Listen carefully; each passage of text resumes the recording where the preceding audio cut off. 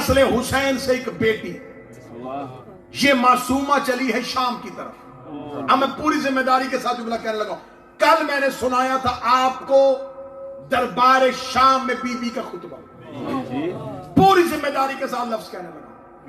علی کی بیٹی نے دربار میں خطبہ دیا، معصومہ سکینہ نے دربار میں خطبہ نہیں دیا، یزید کے گھر کے اندر دیا،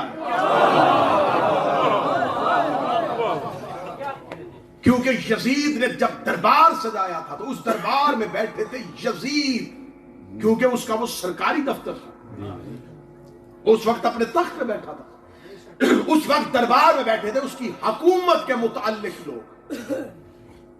ایک محفل سجائی اس نے اپنے گھر میں، اس جملے کو لکھا، اسرار الشہادہ کتاب کا نام نوٹ کرو، آقا دربندی کی، مذہب جعفریہ کے وہ اولین علماء کرام میں سے آقا دربندی جنہوں نے پہلی مقتل لکھی۔ آقا دربندی نے اسرار الشہادہ میں لکھا کہ یزید کے گھر کی خواتین نے اہل بیت کی خواتین کو اپنے گھر میں بلایا، کہ اہل بیت کی خواتین کو، کیونکہ ہم دربار میں نہیں جا سکتی تو اہل بیت کی خواتین کو گھر میں بھیجو۔ قصر یزید کے اندر جب آیا یہ قافلہ تو اب سامنے مسند پہ 3 عورتیں بیٹھی، ایک یزید کی بہن ہند، ایک یزید کی بیوی، ایک یزید کی بیٹی، 3 عورتیں بیٹھی ہیں، رملہ نہیں، عاتکہ بنت یزید۔ یہ عاتکہ لفظ آل محمد کے گھر میں بھی ہے، لیکن ایک یزید کی بیٹی عاتکہ بھی، ایک ام حبیبہ یزید کی زوجہ، ایک یزید کی بہن ہند، ایک یزید کی بیٹی عاتکہ۔ 3 عورتوں نے بات کی، 3 مستورات نے آگے سے جواب دیا۔ یزید کی بہن کو جواب دیا بی بی ام کلثوم نے، یزید کی زوجہ کو جواب دیا ام رباب نے، جب یزید کی بیٹی بولی عاتکہ بنت یزید، اس کو جواب دیا معصومہ بنت الحسین۔ اور ایک بات ذہن میں رکھیے گا، یہ عاتکہ بنت یزید اس وقت بچی ہے، لیکن آنے والے دور میں اس ملعونہ کا کردار کیا ہونے والا ہے؟ یہ ملعون کی بیٹی ہے، ملعون کی بیوی بنے گی اور 11 ملعونوں کی ماں بنے گی۔ یہ عبد الملک بن مروان کی زوجیت میں گئی، جس کی اولاد میں سے 9 ایسے ملعون آئے جو آل محمد علیہ السلام کے آئمہ کے قاتل تھے۔ یہ 9 قاتلوں کی ماں تھی، ایک قاتل کی بیوی بننے والی تھی اور ایک قاتل کی بیٹی تھی۔ اتنے قاتلوں سے تعلق تھا۔ اب اس سے خطاب کرنے کے لیے حسین نے سکینہ کو بھیجا۔ ذرا کردار معصومہ سن نہ کر والا، معصومہ کھڑی ہے یزید کے گھر کے اندر، ذہن میں بات دے رکھیے گا، دربار میں خطبہ دینا اور ہے، گھر کے اندر کھڑے ہو کے خطبہ دینا اور۔ عاتکہ، اب میں آقا دربندی کے جملے، اب میری خطابت ختم، اب میری زبان جیسے جبریل سدرہ پہ رک گیا تھا، ویسے میرے لفظ رک گئے ہیں کیونکہ میں معصومہ کے الفاظ پڑھنے لگا۔ آقا دربندی کہتا ہے جو ہی عاتکہ بنت یزید یہ بیٹھی ہوئی ہے، اس نے مخاطب کیا، قد قامت عاتکہ، کھڑی ہوئی عاتکہ، اور کہا ایتھا کنہ سکینہ، تم بیویوں میں سے سکینہ کون ہے؟ یہ سوال کیا عاتکہ بنت یزید نے۔ جملے آقا دربندی نے نہ لکھے، وہ زبان کاٹ دو۔ آقا دربندی کہتا قد قامت عاتکہ، عاتکہ کھڑی ہوئی، اور اس نے سوال کیا تم میں سے سکینہ کون ہے؟ آقا دربندی کہتا قد قامت القیامہ، ادھر سے سکینہ کھڑی نہیں ہوئی، قیامت کھڑی ہو گئی۔ قامت القیامہ، سکینہ اس کے لیے قیامت بن کے کھڑی ہوئی۔ کھڑی ہو کے معصومہ نے کہا تعارف کروا تو کون ہے؟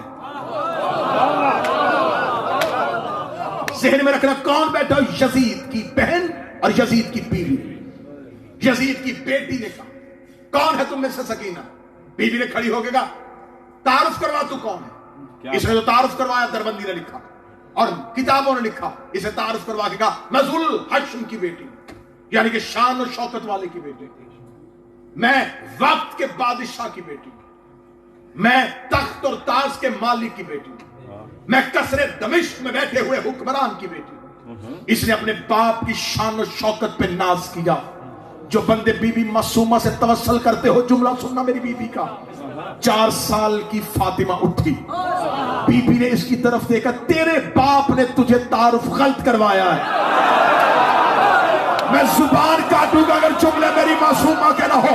اس کی ماں کے سامنے بیٹھ کے بی بی معصومہ نے کہا، تیرے باپ نے تجھے تیرا تعارف غلط کروایا ہے، تو نے ابھی کہا تو یزید کی بیٹی ہے، جبکہ میں حسین کی بیٹی تیری ماں کے سامنے کھڑی ہو کے تجھے کہہ رہی ہوں تو یزید کی بیٹی نہیں، تیری ماں نے تیرے غلام سے نکاح کیا۔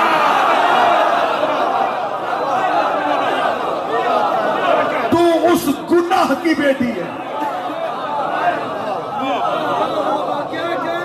تو نہیں جانتی ذوالحشم ہم ہیں۔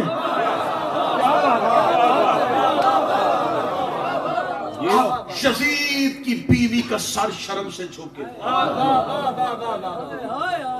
4 سال کی معصومہ ہے اور شجرہ کھول دیا۔ تو ایک حبشی غلام کی بیٹی، تو یزید کی بیٹی نہیں۔ یہ کہہ کے بیوی بول کے کہتی، ہم ذوالحشم ہیں، شان و شوکت والے ہم ہیں۔ اگلی سطر پڑھوں اور پڑھنے کے بعد سجدے میں گر جاؤں، معصومہ کے جملے کی قدر نہیں پوری ہوتی۔ بی بی کہتی، ہم تو اس اللہ کی ریت کے ذروں اور سنگریزوں کے برابر۔ کون ایسی توحید پڑھے گا؟ تعریف اس اللہ کی زمین پہ ریت کے ریت ذروں اور سنگریزوں کے برابر، جس نے ہمارے گھر کو نبوت کے لیے منتخب کیا۔ بی بی کہتی، حمد اس پروردگار کی جس نے ہمارے گھر میں ولایت کے وعدے کو پورا کیا۔ اگلی سطر معصومہ کی ہے، جو حسین کے نوکر اور غازی کے نوکر بیٹھے ہو۔ بی بی معصومہ یزید کے گھر کے اندر کھڑی ہو کے کہتی، تم نے علی کی ولایت سے منہ پھیر کے اللہ سے کفر کیا ہے۔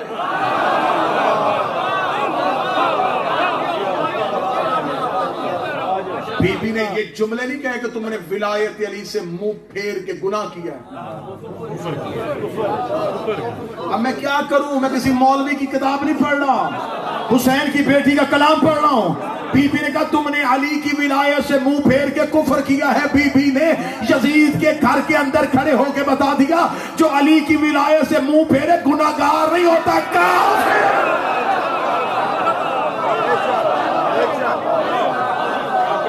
اللہ کا غضب ہو تم پر۔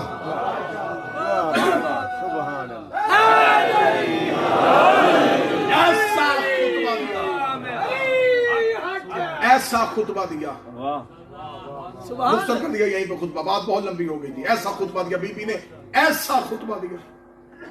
یزید کی زوجہ، یزید کی بیٹی، یزید کی بہن روتی ہوئی کمرے میں بھاگ گئی، اکیلی بول رہی تھی حسین کی بیٹی، کیونکہ یزید کے گھر کے اندر سید الساجدین اور امام باقر نہیں گئے تھے، صرف یہ 3 بیویاں گئی تھی۔ اکیلی جب بولتی رہی، یزید کو خبر پہنچی کہ تیرے گھر میں قیامت آ گئی ہے۔ حسین کی بیٹی نے شجرے کھول دیے، وہ اپنے گھر کی فضیلت ایسے پڑھ رہی ہے، تیرے گھر کی دیواریں بھی تجھ پہ لعنت کر رہی ہے۔ اسے سپاہیوں سے کہا جلدی کرو، میرے گھر کو ان بیویوں سے خالی کرواؤ۔ یہ شہزادیاں چلتی ہوئی زندان کی طرف گئی، زندان میں پہنچی تو بی بی ام کلثوم نے جا کر سجاد سے کہا، سجاد، سکینہ نے کمال کر دیا۔ سجاد آج یزید کے گھر کے اندر ایسے بول رہی تھی جیسے کوفے میں نہیں بولتا ہوں۔ یہ کہنے کے بعد بی بی ام کلثوم نے مولا سجاد کی زنجیروں پہ ہاتھ رکھا، سجاد تیری امامت کی قسم